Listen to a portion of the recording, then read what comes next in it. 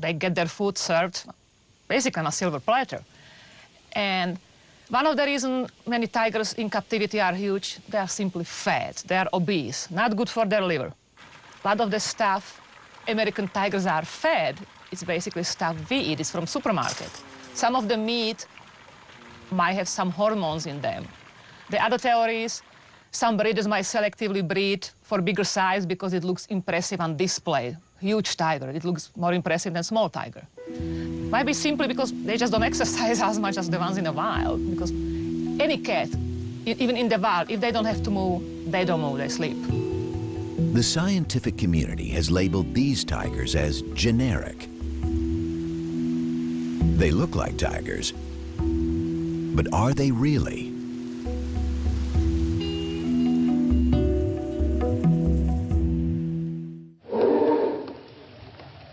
Tigers in the wild are generally solitary and secretive, coming together during the mating season and perhaps to share a kill.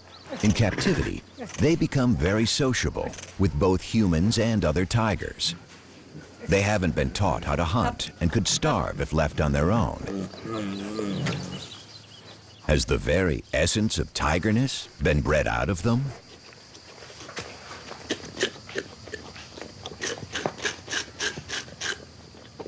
What we do know about subspecies, legitimate subspecies, is that we know what their genetic makeup is according to molecular biology. Okay, it can be defined. And that is why the private ownership tigers, they will never contribute to the conservation of wild tigers, simply because, not because they're not a tiger, because in a sense they are a Panthera tigris. That's the Latin name for what a tiger is.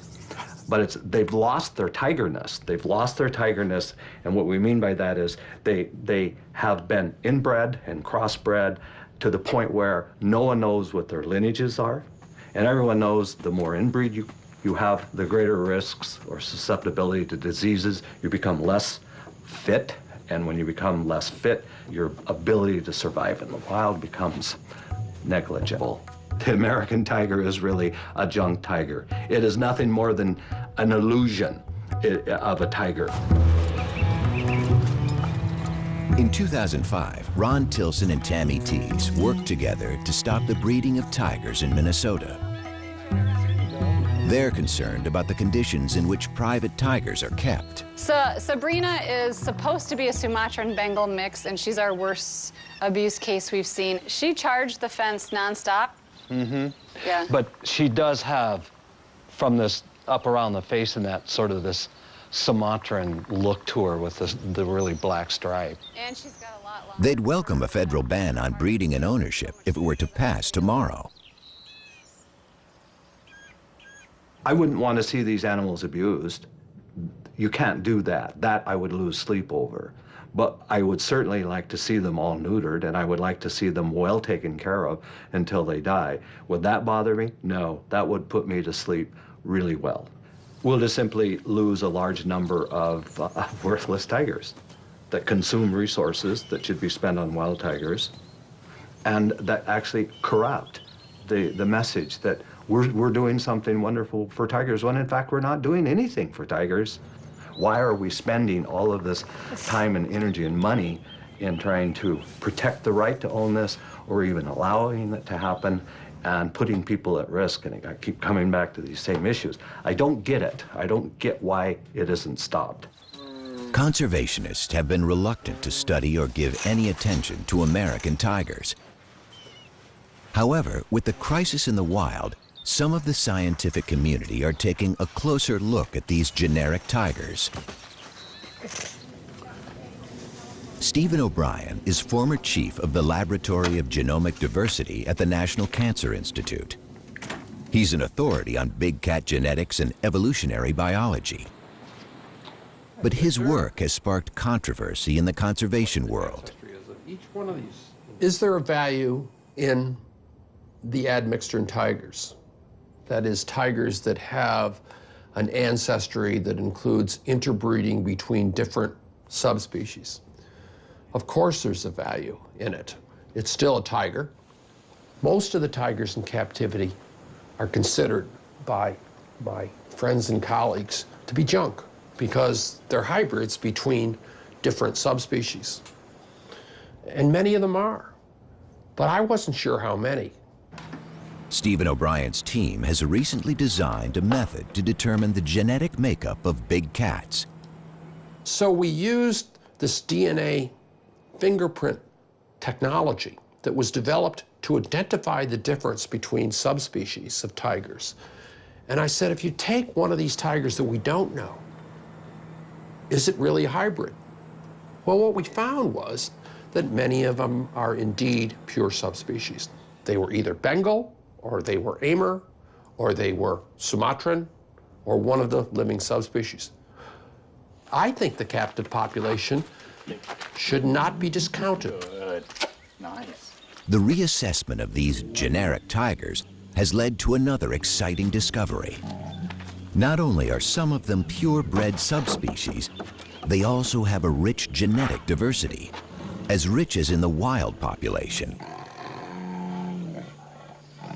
Since their ancestors were taken from the wild when tigers were thriving, some captive tigers have retained many characteristics, perhaps now lost in wild tigers.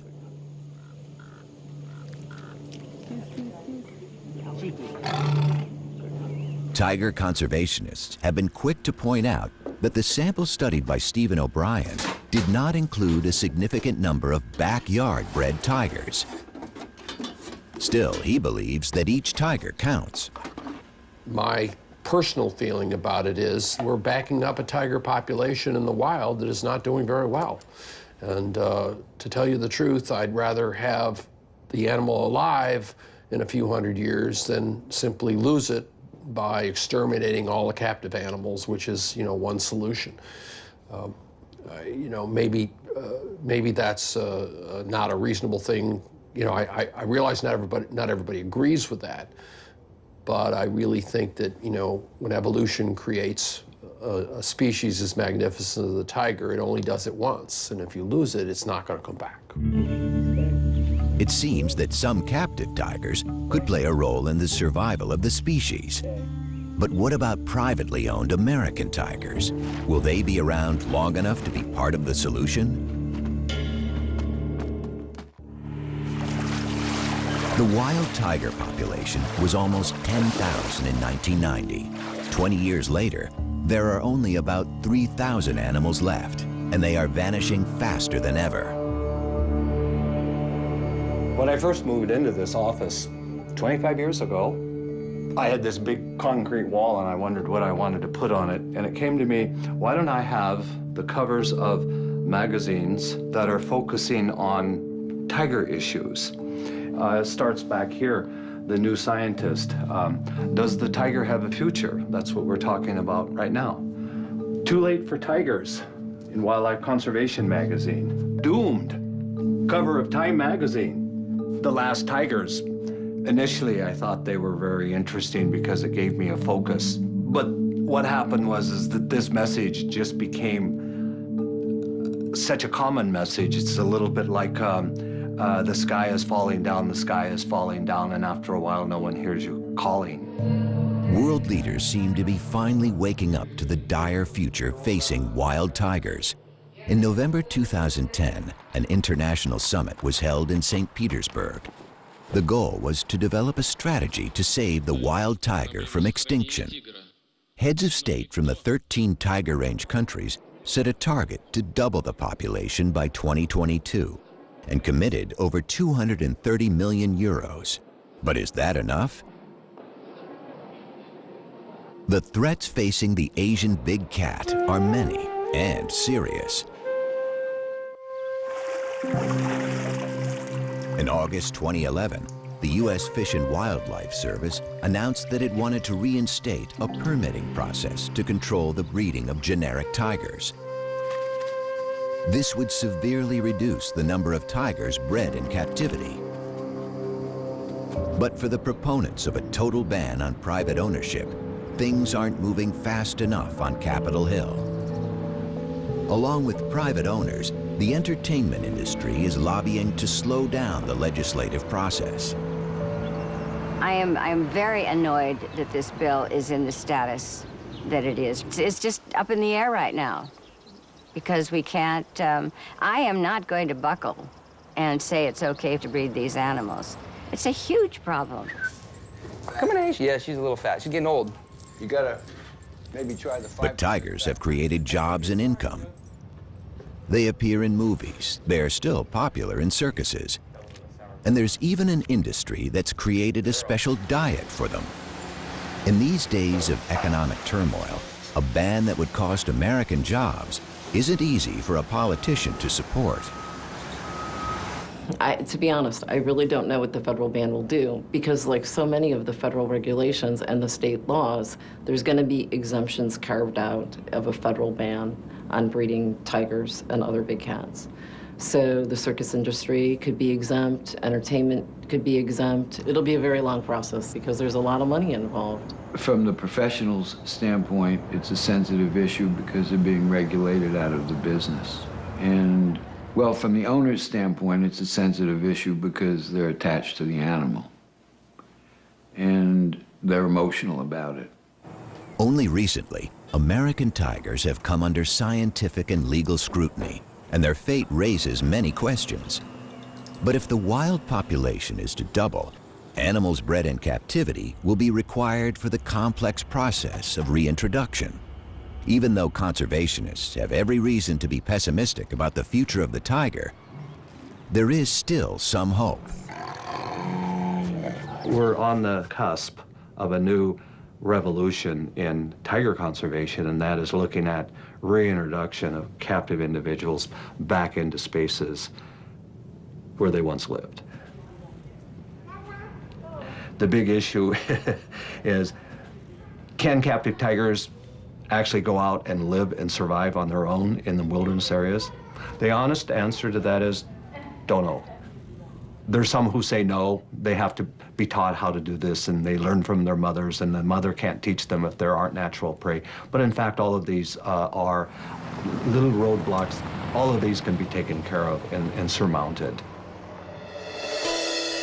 Captive bred lions and cheetahs have been introduced into the wild in South Africa. This has encouraged Chinese officials. Today, South China tigers are being prepared in Africa for their reintroduction in China. Each generation will be released into a larger and wilder setting. They will learn how to hunt, teach their skills to their offspring, while having less and less contact with humans. But preparing tigers for their release is only half of the challenge. Experts know that wild tigers need space, and 250-kilo predators also need prey. Preserving the ecosystems of tiger range countries is as crucial as preserving the tigers themselves. That's why there are so few of these rewilding efforts. We need some new ideas if we're going to really realize the prediction of the St. Petersburg summit to double tigers in the wild. And one of the possibilities is to be exploring places where we can restore tigers.